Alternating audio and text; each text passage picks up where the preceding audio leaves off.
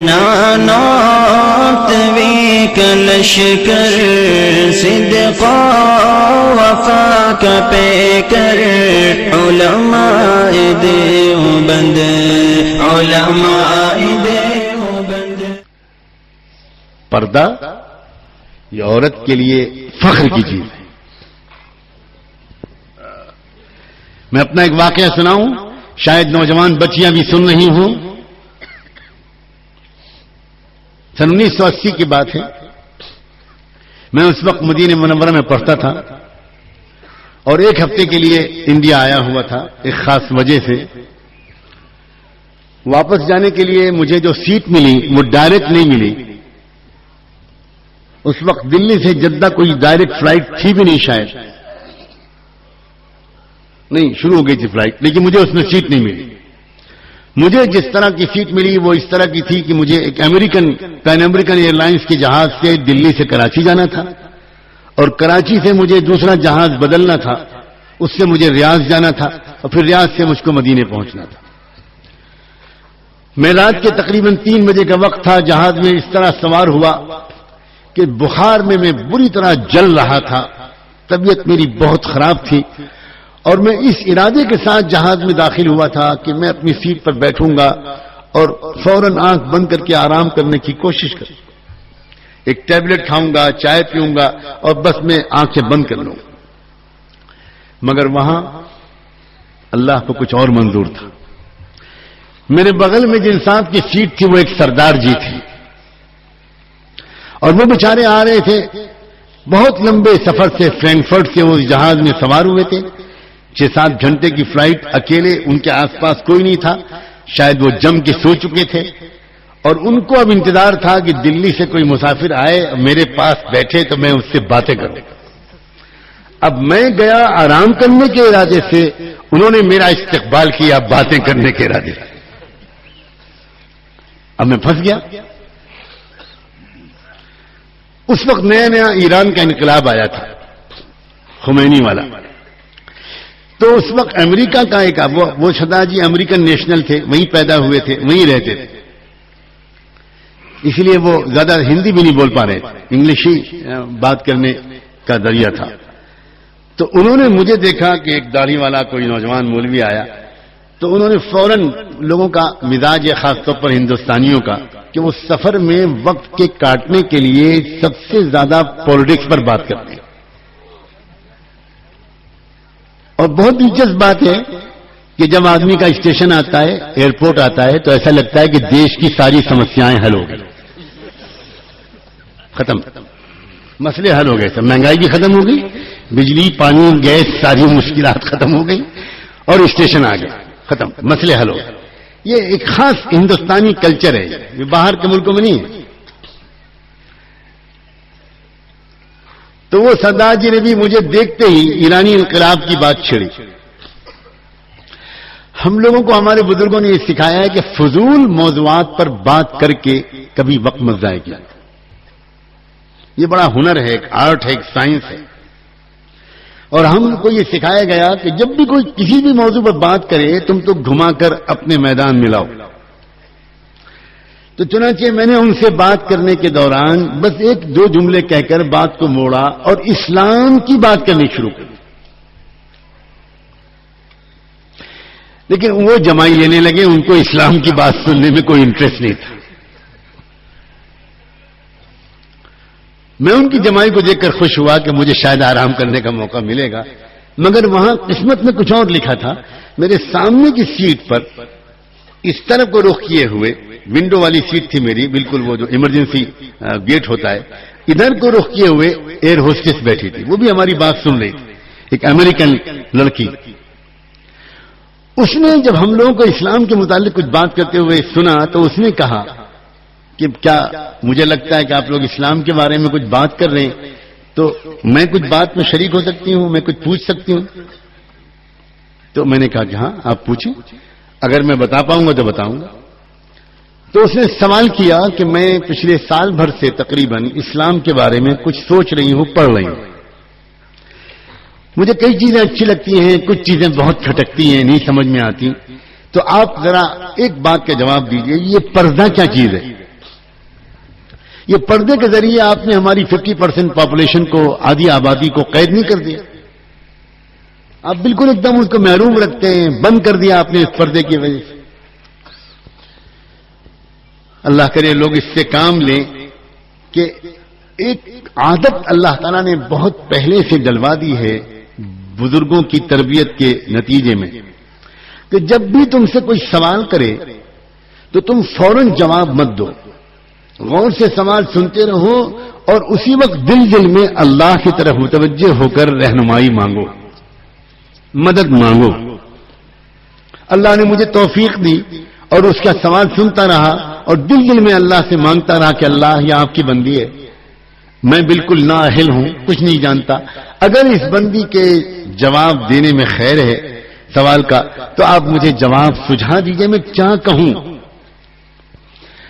یقین مانو اسی وقت میرے دل میں ایسا جواب آیا جو اس سے پہلے کبھی نہیں آیا۔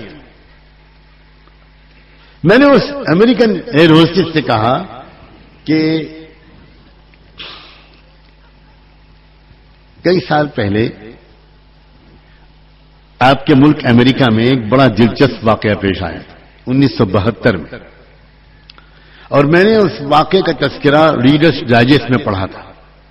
وہ ایک سچا واقعہ تھا اور اس میں ہوا یہ تھا کہ ٹیکساس اسٹیٹ کا جو کیپٹل ہے ہیوسٹن، اس میں ایک واقعہ پیش آیا کہ ایک نوجوان نے اپنے بریف کیس میں $1.5 کی قیمت کے زیور اور جواہرات رکھے، اپنی گاڑی میں لے کر نکلا اور ایک چوراہے پر راؤنڈ اباؤٹ پر جس کے دائیں بائیں بلڈنگ میں اس کا فلیٹ تھا، اس نے چوراہے پر وہ بریف کیس کھلا ہوا بیچ چوراہے پر رکھ دیا کھول کر، اور خود گاڑی پارک کر کے اوپر اپنے فلیٹ میں گیا اور وہاں سے بالکونی سے دیکھنے لگا کہ اب میرے اس بریف کیس کے ساتھ کیا ہوتا ہے۔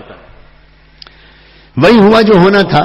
تھوڑی دیر کے بعد ایک اور کوئی نوجوان ادھر سے گزر رہا تھا اپنی گاڑی میں، رات کے 1 بجے تھے 2 بجے تھے، بالکل سناٹا تھا۔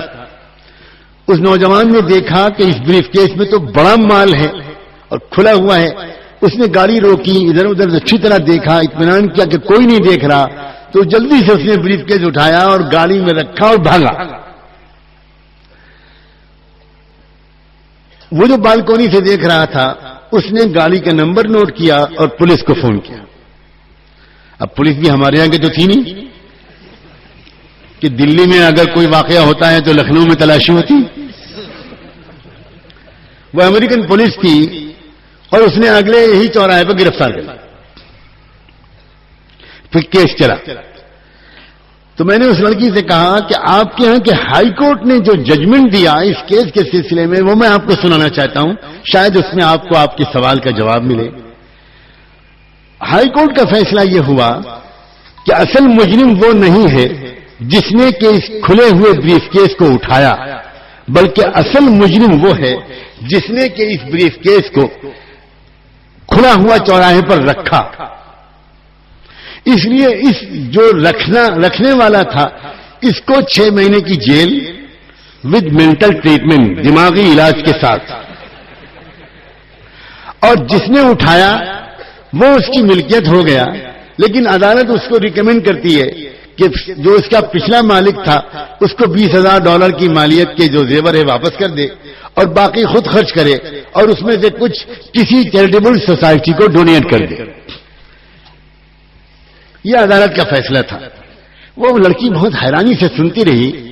میں نے کہا آپ ذرا سوچنا پڑے گا کہ آپ کے سوال کا جواب اس میں سے کہاں سے نکلتا ہے۔ تو میں نے پھر اس کو اس کی مدد کرتے ہوئے ایکسپلین کیا کہ آپ کے ہاں کی عدالت کا فیصلے کی جو فلسفی ہے، جو اسپرٹ ہے، وہ یہ ہے کہ جس چیز کی حفاظت کی جانی چاہیے اس چیز کو اگر کھلا ہوا چھوڑ دیا جائے تو پھر اس کا مطلب یہ ہوا کہ جو سیٹی بجائے اگر کسی عورت اور لڑکی کو دیکھ کر تو اصل مجرم وہ سیٹی بجانے والا نہیں ہے، اصل وہ عورت اور لڑکی ہے۔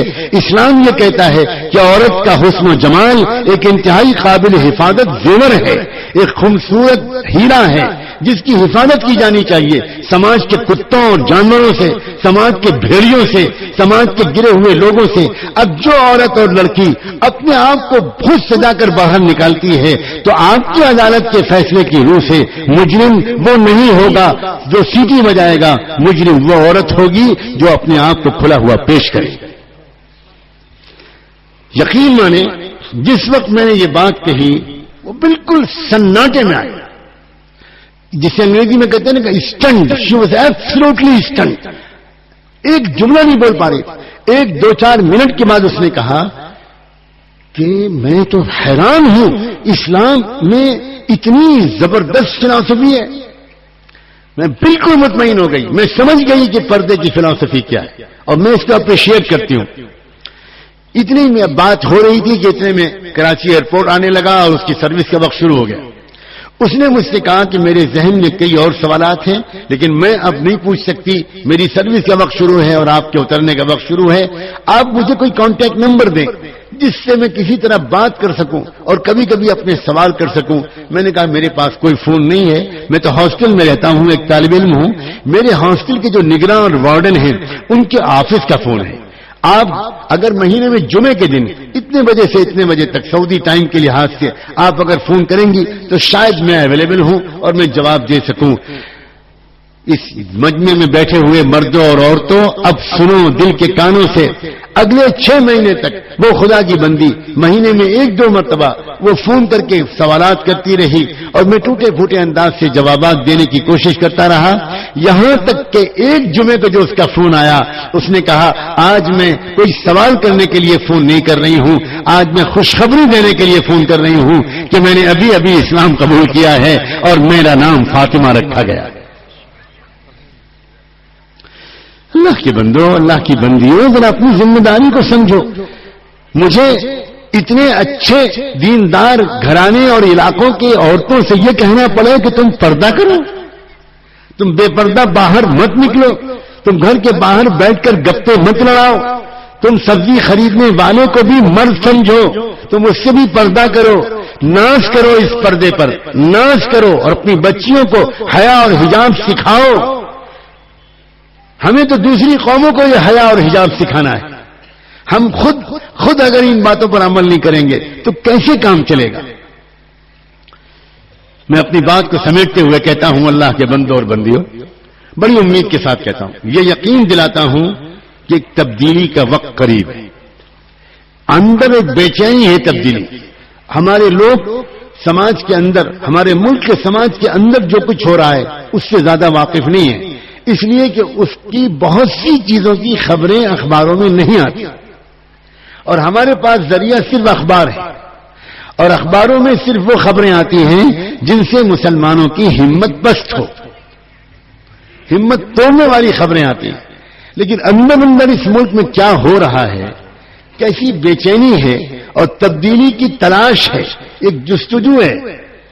یہ ایک ایسا وقت آئے گا انشاءاللہ کہ اگر ہم خود پہلے نمبر پر اپنی ذات سے صحیح مسلمان بن گئے تو انشاءاللہ ہم اپنے سماج کی بھی بڑی محبت کے ساتھ خدمت کر پائیں گے۔ ہمارے دل میں کسی سے نفرت نہیں ہونی چاہیے، ہمارے دل میں کسی سے دشمنی نہیں ہونی چاہیے، قطعاً نہیں۔